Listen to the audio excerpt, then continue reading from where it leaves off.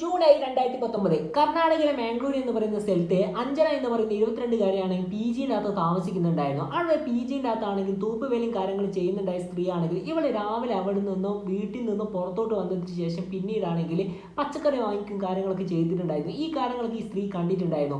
അങ്ങനെ എനിക്ക് പിന്നീടാണ് തൂപ്പുവേലയും കാര്യങ്ങളൊക്കെ പിന്നീടാണെങ്കിൽ ഇത്തരത്തിൽ ആ പി ജിയുടെ ഉൾവശങ്ങളിലായിട്ട് ഈ സ്ത്രീ ചെയ്തു വരാൻ വേണ്ടി തുടങ്ങുകയും ചെയ്തു. അങ്ങനെ എനിക്ക് പിന്നീടാണ് അഞ്ജനയുടെ മുറിയുടെ മുമ്പിലെത്തിയതിന് ശേഷമാണെങ്കിൽ ഇവളെ മുറിയാണ് പൂട്ടിക്കിടക്കുന്ന രീതിയിൽ ഈ സ്ത്രീക്ക് കാണാൻ കഴിഞ്ഞിട്ടുണ്ടായിരുന്നത്.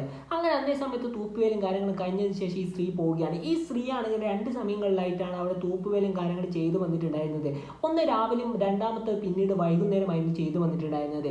അങ്ങനെ പിന്നീട് വൈകുന്നേരം പിന്നീടാണ് ഈ സ്ത്രീ തൂപ്പുവേലും കാര്യങ്ങൾ ചെയ്തുകൊണ്ട് തന്നെ അഞ്ജന ഒരു റൂമിന് മുമ്പിൽ എത്തിയ സമയത്ത് പിന്നീട് ഈ റൂം പൂട്ടിക്കിടക്കുന്ന രീതിയിലായിരുന്നു കാണാൻ കഴിഞ്ഞിട്ടുണ്ടായിരുന്നത്. അങ്ങനെ പി ജിൻ്റെ അകത്തുണ്ടായിരുന്ന അധികൃതരുടെ പക്കലെല്ലാം പോയി പറയുകയാണ് അഞ്ജനയുടെ മുറിയിലാണ് ഇങ്ങനെ പൂട്ടിക്കിടക്കുന്ന രീതിയിലാണ് കണ്ടിട്ടുണ്ടായിരുന്നത്. ഉച്ചക്ക് അങ്ങനെ നിങ്ങൾ ആരെ പുറത്തു പോകുന്നു കണ്ടിട്ടുണ്ടോ? ഞാൻ രാവിലെ ഇങ്ങനെ ഒരു സംഭവം കണ്ടിട്ടുണ്ട്. രാവിലെ ഇവിടെ പച്ചക്കറി വാങ്ങിക്കാൻ വരികയാണ്. അതിനുശേഷം പിന്നീടാണെങ്കിൽ ഇവൾ മുറിയിലോട്ട് പോവുകയും ചെയ്തു. പിന്നെ ഇവിടുത്തെ തോപ്പുകളും കാര്യങ്ങളൊക്കെ കഴിഞ്ഞതിന് ശേഷമാണെങ്കിൽ അവൾ മുറിൻ്റെ മുമ്പിലെത്തിയ ശേഷമാണെങ്കിൽ അവൾ മുറി പൂട്ടിക്കിടക്കുന്ന രീതിയിലാണ് തനിക്ക് കാണാൻ കഴിഞ്ഞത് എന്നായിരുന്നു പറഞ്ഞിട്ടുണ്ടായിരുന്നത്.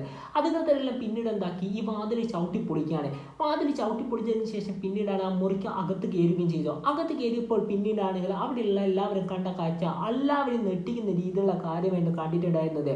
ഇരുമ്പിന്റെ കട്ടിലായിരുന്നു അവിടെ ഉണ്ടായിരുന്നത്. ആ കട്ടിലിന്റെ സൈഡിലുള്ള കമ്പിൻ്റെ ഉള്ളിൽ കൂടെ അഞ്ജനയുടെ കഴുത്ത് പുറത്തോട്ട് വന്നിട്ടുണ്ട്. ഇവളെ കാലിനകത്താണ് ചെരുപ്പും കാര്യങ്ങളുണ്ട്. അത് മാത്രമല്ല ടി വിയുടെ കേബിളാണ് ഇവളെ കഴുത്തിൻ്റെ അകത്ത് മുറുക്കിയും കൊണ്ട് തന്നെ ഇവളെ അതിദാരുണമായി കൊലപാതകം ചെയ്തിട്ടുണ്ട്. ഇത്തരത്തിലുള്ള കാര്യങ്ങളൊക്കെ ആയിരുന്നു ഇവർക്ക് കാണാൻ കഴിഞ്ഞിട്ടുണ്ടായിരുന്നത്. പെട്ടെന്ന് തന്നെ ഈ ഇൻഫർമേഷൻ പിന്നീട് പോലീസുകാരെ വിളിച്ച് പറയുകയും ചെയ്തു. പിന്നീടാണ് അന്ന സ്ഥലത്ത് പോലീസുകാർ വന്നതിന് ശേഷം അന്വേഷണം കാര്യങ്ങൾ നടത്തുകയും ചെയ്തിട്ടുണ്ടായിരുന്നു.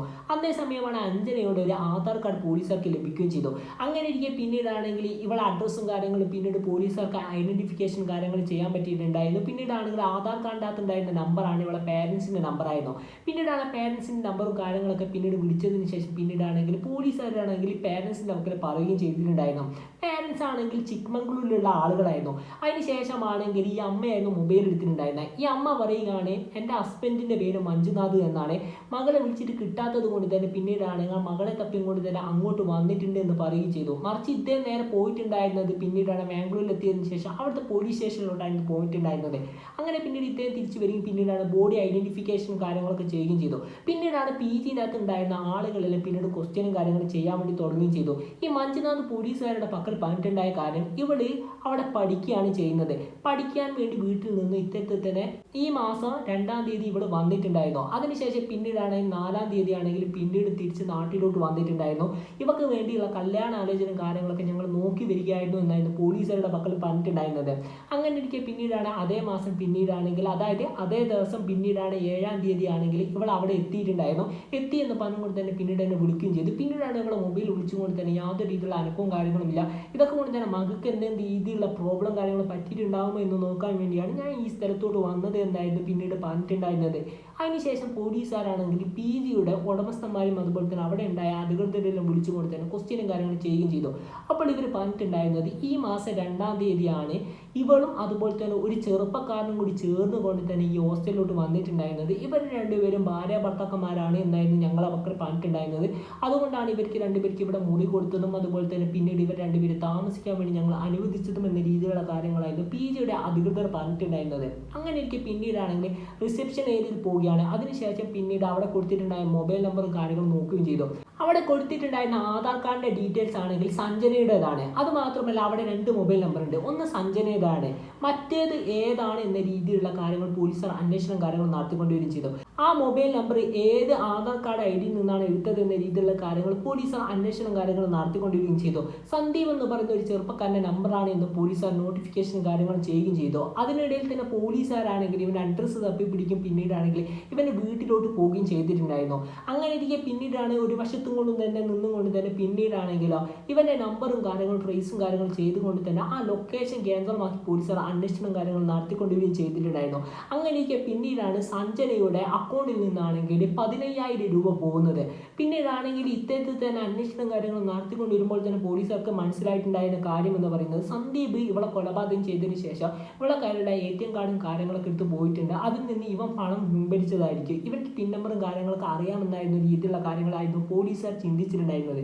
അങ്ങനെ ഇരിക്കെ പിന്നീടാണ് ഇവൻ്റെ ലൊക്കേഷൻ ഐഡൻറ്റിഫിക്കേഷൻ ചെയ്യുകയും പിന്നീട് ഇവനെ അറസ്റ്റും കാര്യങ്ങളും ചെയ്യുകയും ചെയ്തു. എന്നിട്ട് ഈ പോലീസുകാരാണ് ഇവരെ ഫുള്ളായിട്ട് ക്വസ്റ്റ്യനും കാര്യങ്ങൾ ചെയ്യുകയാണ്.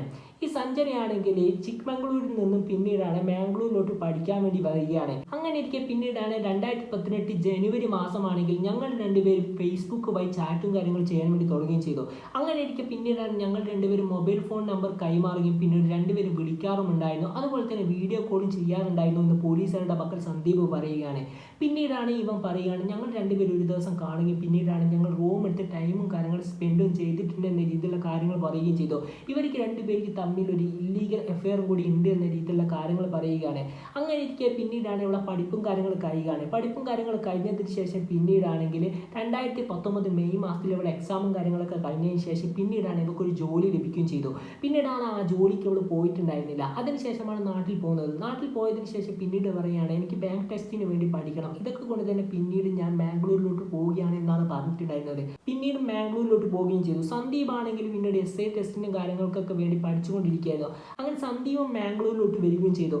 അങ്ങനെ രണ്ടുപേരും ഇത്തരത്തിൽ തന്നെ ആ മാസം തന്നെ PGൻ്റെ ഒത്ത് മുറിയും കാര്യങ്ങളും എടുത്ത് താമസിക്കുകയാണ് ചെയ്തത്. അങ്ങനെ ഇരിക്കുകയാണ് പിന്നീടാണെങ്കിൽ അതേ മാസം 4-ാം തീയതി ജൂൺ 4-ാം തീയതി ആണെങ്കിൽ മഞ്ജുനാഥാണെങ്കിൽ സഞ്ജനെ വിളിക്കുന്നത് നീ ഒന്ന് പെട്ടെന്ന് തന്നെ വീട്ടിലോട്ട് വരണമെന്ന്. അതിനുശേഷം സഞ്ജനയാണ് വീട്ടിൽ പോവുകയാണ്. വീട്ടിൽ പോയതിനു ശേഷം പിന്നീടാണ് സഞ്ജനയുടെ പക്കൽ മഞ്ജുനാഥ് പറയാണ് നിനക്ക് വേണ്ടി ഞങ്ങളെല്ലാവരും ചേർന്ന് കൊണ്ട് തന്നെ ഒരു കല്യാണാലോചനയും കാര്യങ്ങളും നോക്കി വന്നിട്ടുണ്ട്. ഒരു ചെക്കനെ ഞങ്ങൾക്ക് ഇഷ്ടപ്പെട്ടിട്ടുണ്ട്.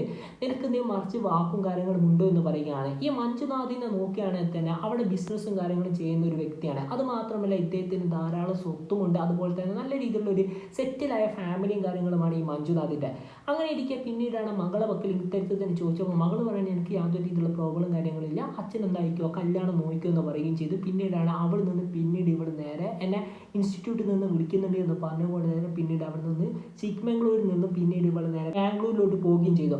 അവിടെ എത്തിയതിനു ശേഷമാണ് സന്ദീപുമായി പിന്നീട് ഇത്തരത്തിൽ തന്നെ രണ്ടുപേരും വാക്കുതർക്കമാകുന്നത്. അതിനുശേഷം ഇവളാണ് രാവിലെ പച്ചക്കറി വാങ്ങിക്കാൻ വേണ്ടി പോവുകയും ചെയ്തു.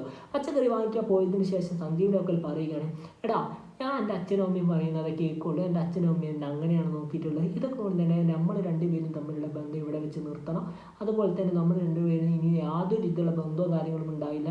ഞാൻ എന്താക്കുകയാണ് ഈ കാര്യങ്ങളൊക്കെ ചെയ്തുകൊണ്ട് തന്നെ ബ്രേക്കപ്പ് ചെയ്യാണ്. ഞാൻ ഇനി അച്ഛൻ പറയും നാളെ വിവാഹം കഴിക്കുകയാണെന്ന രീതിയിലുള്ള കാര്യങ്ങൾ സന്ദീപിൻ്റെ മക്കൾ പറഞ്ഞു. സന്ദീപ് രണ്ടുപേരും പിന്നീട് വഴക്കും കാര്യങ്ങളും വാങ്ങി. പിന്നീടാണ് ദേഷ്യം പിടിച്ച ഇവനാണെങ്കിൽ ഇവളെ കഴുത്ത് പിടിച്ചുകൊണ്ട് തന്നെ കടക്കുന്ന കട്ടിൻ്റെ കമ്പീൻ്റെ ഉള്ളിലോട്ടാണെങ്കിൽ തല കുത്തി കയറ്റുകയും ചെയ്തു. തല കുത്തി കയറ്റിയതിന് ശേഷമാണെങ്കിൽ പിന്നീടാണെങ്കിൽ അവിടെ ഉണ്ടായ TV-യുടെ വയറെടുത്ത് അവളെ കഴുത്തിന് മുറുക്കി ഇവളെ കൊലപാതകം ചെയ്യുകയാണ്. ഇവളെ കൈൻ്റെ അകത്തുണ്ടായ സ്വർണ്ണത്തിൻ്റെ ഒരു മാല ഉണ്ടായിരുന്നു. ആ മാലയും അതുപോലെ തന്നെ അവിടെ ഉണ്ടായ ATM കാർഡ് ഇവൻ മോഷ്ടിക്കുകയും ചെയ്തു. ഈ ATM-ന്റെ പിൻ നമ്പറും കാര്യങ്ങളൊക്കെ ഇവനിക്ക് അറിയാമായിരുന്നു. അതിനുശേഷം പിന്നീടാണ് ATM കൗണ്ടർ പോയതിനു ശേഷം പിന്നീടാണ് ഇവനാണെങ്കിൽ 15,000 റുപ്യ ATM വഴി എടുക്കുകയുമാണ് ചെയ്തിട്ടുണ്ടായിരുന്നത്. അതിനുശേഷം പോലീസുകാരാണ് ഇവനെ പിടിച്ചു കൊണ്ടുപോയതിനു ശേഷം തെളിവെടുപ്പും കാര്യങ്ങളൊക്കെ നടത്തുകയും ചെയ്തിട്ടുണ്ടായിരുന്നു. അപ്പോൾ എന്തായാലും നമ്മൾ ഈ വീഡിയോ ഇവിടെ വെച്ച് വൈൻഡപ്പ് ചെയ്യാണ്. ഇതിൽ നിന്ന് നല്ല വീഡിയോയുമായി വരാമെന്ന പ്രതീക്ഷയോടെ signing off. It's me Afrad.